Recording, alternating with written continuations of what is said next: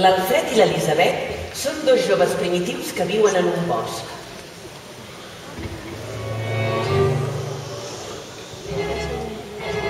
A la seva tribu, tothom tragina uns sacs enormes plens d'objectes que els serveixen per fer-se entendre.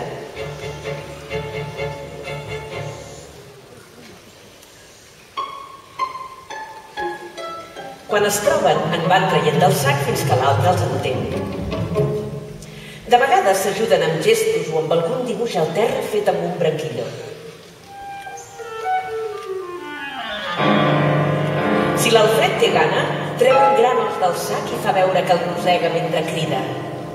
Nyam, nyam, nyam. Si l'Elisabet té set, treu un coco, fa veure que el forada i l'aixeca com si en bevés, mentre crida.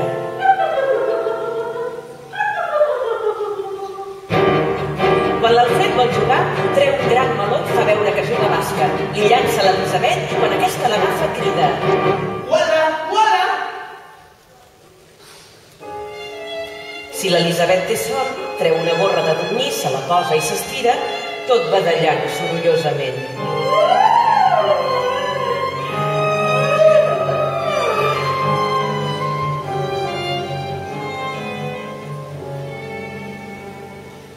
Però avui l'Alfred no troba res al sac que l'ajudi a explicar què sent, perquè té ganes de dir-li que vol estar més a prop d'ella i només se li acut abraçar-la.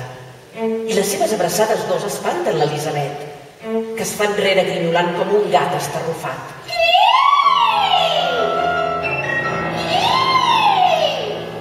Desesperat, l'Alfred es posa a balbucejar mentre gesticula amb l'ànsia d'un enamorat. L'Elisabet el mira sense entendre res.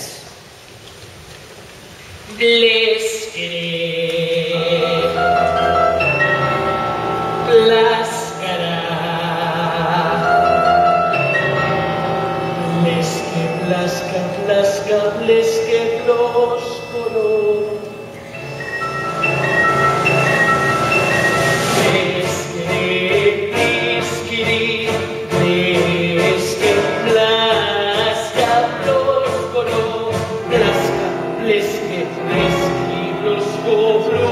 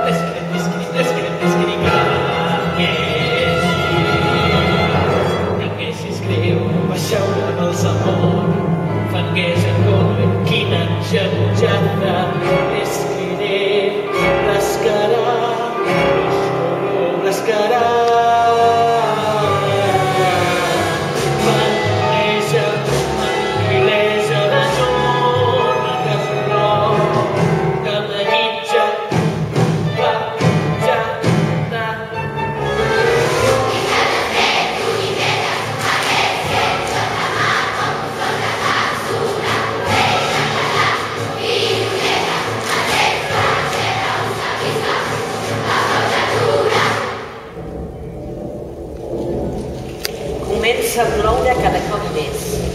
Plou i plou, i plou més encara. Un diluvi.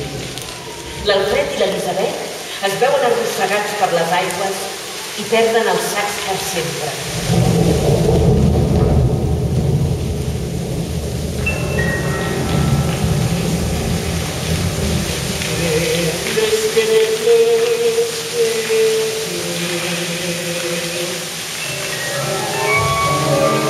La tempesta regna una arra tan gran que sembla una torre, i ells hi pugen per salvar-se.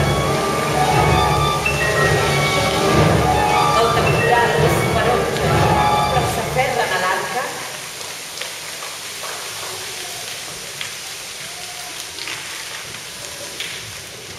i ben aviat arriba la calma.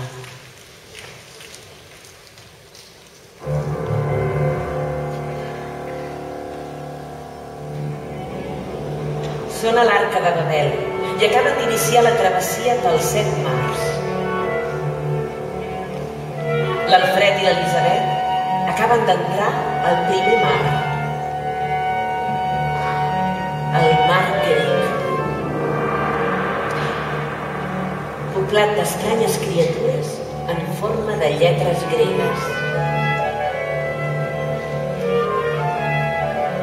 Incapaços de comunicar-se sense els seus sacs, observen astorats com una gran papallona marina sorgeix del mar,